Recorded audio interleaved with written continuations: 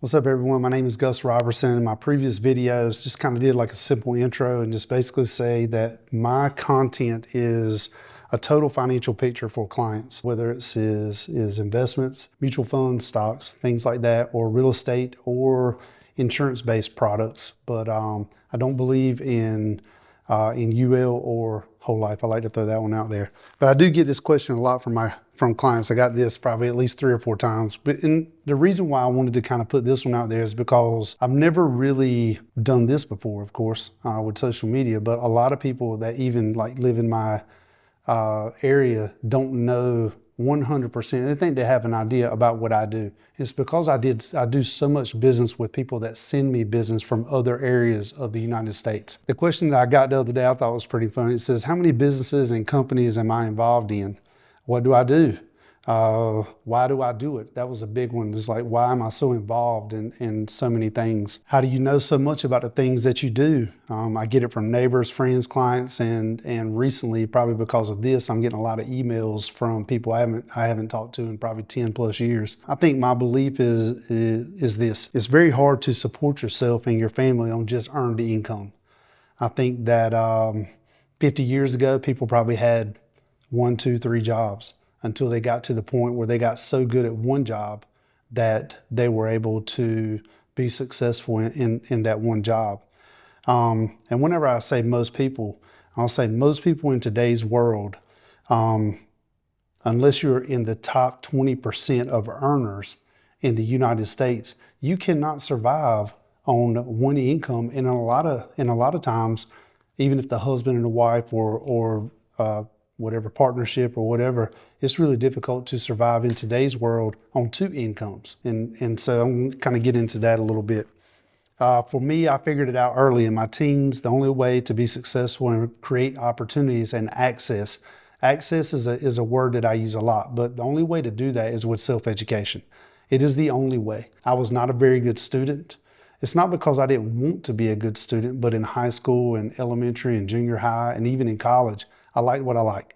And I did not see the benefit of studying things like biology and chemistry. I figured this out in college. I was always a math person and a history person, but I had to have a reason to do it. And I think that once I started self-educating, I really kind of keyed into what really kind of drove me. 20 years ago, you had to read books. You had to listen to tapes to learn anything. And even that was mostly nonsense. A lot of it was just people selling you stuff. I would order tapes in college. I remember this. I can't remember the guy's name. I saw him on, watched a post of his the other day, but I would order tapes, listen to the tapes, and I was so broke I'd have to send them back. And I remember this one, it was like $45 a month for 6 months. And I returned it on the 3rd month for trying to get a refund. But for me in my business, what kind of drove me to what I do is the most influential class I took in college was personal finance. You just really don't even see it. The only way to do it is to be self-taught. So either you have to work with somebody to teach you these things, or you have to self-teach yourself. And in today's world, it's as easy as ever. You can go on YouTube and learn just about anything. But whenever it comes to personal finance, everything is out there. Now, whether or not you believe everything that's out there and whether or not they're trying to sell you something, that's a different story. But I think the basics for all personal finance are there. For me, I've always been a voracious reader. My penalty whenever I got in trouble was 2 things. This is probably why I do what I do.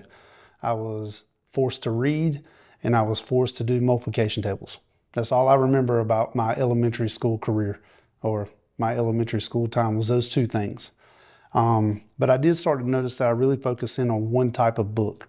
Anything about investing, personal finance, real estate, any book where the author or whoever was writing about somebody was overcoming obstacles. That was my jam. Tried new things, focused, maybe even failed, but the objective was always to move forward. So I use that a lot. This is on my tattoo right here on my arm is an arrow. And so an arrow is always moving forward. And that's kind of my philosophy with business and my personal life and everything. I mean, nothing is so big and nothing is so important until it just is. I'm gonna say this again. The only way forward in today's world, but I believe that it's always been this way. You can't get advice from a dude that's 100 years old. He's dead. And so we have no idea other than what's written down in books, how people felt 100 years ago. And even if you could talk to a 100-year-old, they probably hate all of us because they probably feel like that we just have an overabundance of everything. And so, but even them, they 100% never worked 40 hours a week. And I think, and they self-educated. They were self-taught from somebody else, not by classes or anything like that. So again, the key to success, I believe in all worlds, is self-education. And I said this earlier, but it's so easy in today's world to see people online and idolize them. You want to be them, but you have no idea how much self-education or time they put into where they got. We all want it like right this second. And that's just not a thing. I know exactly what that feels like. I've failed so many times because I didn't plan my steps. I didn't execute, which I talked about on a prior video, but I just wanted it right then. And whenever I didn't get it right then, I quit until I got tired of quitting, and then I stopped quitting. So here are some ideas that I kind of put together from just things that I've been studying for a long time now. If you do have a W-2 income job, you are pretty lucky. You have to see yourself as lucky, even if you hate it. The point of that is that job provides your family with stability. I use this a lot with pretty much in all of my videos, and that is the 168-hour rule. I talk about it incessantly with my employees. I talk about it with my clients. I probably abuse the 168 hours, but when you break down how much time you are spending on nonsense, it actually makes people like really start thinking about what they're actually doing with their time. If people are, again, going back to using your 40 hours as your stable income, that's your foundation right there. But dude, if you have to go get another job, it is not a side hustle. You are not an entrepreneur. A lot of people abuse the word entrepreneur. They don't even know what it is. An entrepreneur is, it could be anybody. If you've got an idea for opening up some dumb business, then that dude can call himself an entrepreneur. So it is a second job. That's all that it is. And a lot of my clients, you know, I guess my employees will tell you that they'll look at you and they'll tell you this. But a lot of people won't go put forth the effort to make their life better and self-educate, get a second job, because they're just being a pussy. That's all that it is. They just don't want to do it. And I think it's the most ridiculous thing ever. And I think that's probably why there's so much failure and disappointment in the in men right now, is because they have this fear of just going and taking their lives to the next level. Now, the goal would be that you get so good at your second job, your side hustle, that you get so good at it that you have the opportunity to maybe quit the foundation job. So my example on this is, got a good buddy of mine that he used to be a good buddy. It's my ex father-in-law, but I was always super impressed with this guy. Not educated, high school education. He's probably about 70 right now. So I met him whenever he was in his late 40s. This dude had worked for the county for 30 years, stable job. He took what he learned from the county and he went and started a side hustle, a side business where he was installing French drains. And he started doing that on his time off from his job. So he would work Fridays, Saturdays, and he started a business where the dude didn't even have to hand out cards. Nobody knew who he was. He got referrals, and he was so busy that that he retired from his job after 30 years. I think that he was like 48 years old, 48, 49 years old when he stopped working for the county. And then he went full time into what he was doing, and he's still working today, and he loves it. But there was no excuses for him. He just did it. But I think that, again, the main thing is for a lot of people, it doesn't matter if you are a welder, you self-educate. If you're an accountant, you self-educate. If you are a teacher and your job is just beating you up, but I think that a lot of people get beat up in their jobs because they want something more. They just don't know what it is. Everybody wants more income. Everybody wants more happiness. Everybody wants more freedom and peace. But are you really willing to go out and do it to to be successful, or you're just going to sit in that pot of shit that you've been in forever and complain about it with everybody else. I mean, that's the truth of it. But whatever you do, I think that the main thing is that if you bring value to people, that's the number one thing. If you bring value to people, you will find all the people that all the clients, all the people that you can help, as long as you bring value. I got another buddy of mine that he and I have been friends since we were 17 years old. For many years, he has a job where he's probably making about 80 grand a year, and he was just always broke. That's just not a lot of money. After taxes, you're talking about $5,000 a month for a family, and that's just not going to make it.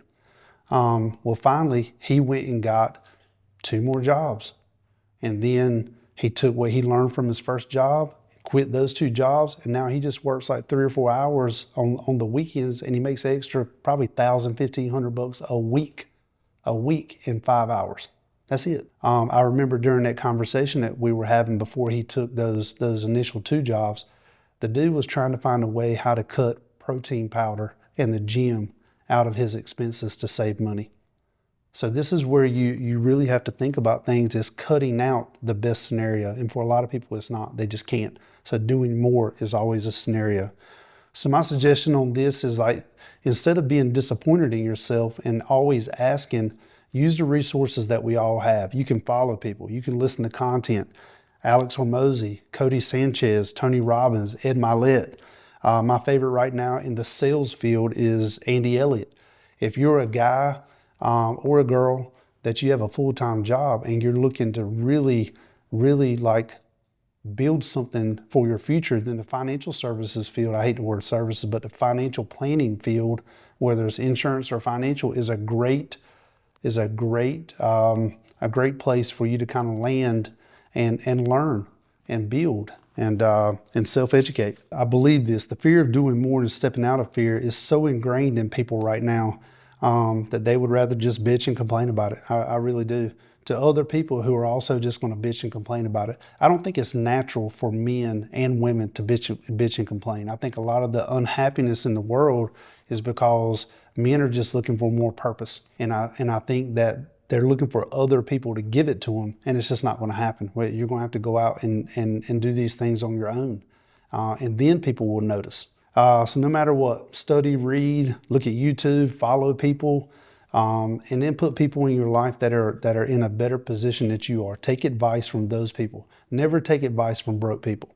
If anybody ever compliments you on anything and then makes a snide comment, then that's not a very good person to get advice from. So stay away from them.